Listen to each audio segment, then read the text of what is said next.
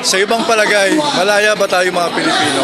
Hindi tayo malaya pagkat hawak tayo ng mga dinastiya, ng mga magnanakaw na nakaupo sa gobyerno. Tunay tayong malaya, dapat ang ating mga inihalal ay naglilingkod sa taong bayan at ginagampanan ang duty na dapat ay para sa kanila.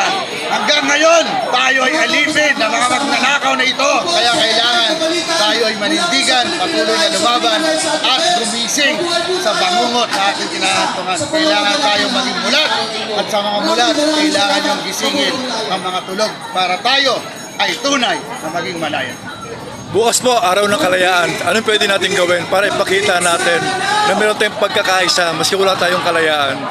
Panawagan tayo na ituloy ang impeachment, makonvict si VP Sara kasi yun ay bahagi ng ating pananagutan sa kalayaan bilang mamamayang Pilipino.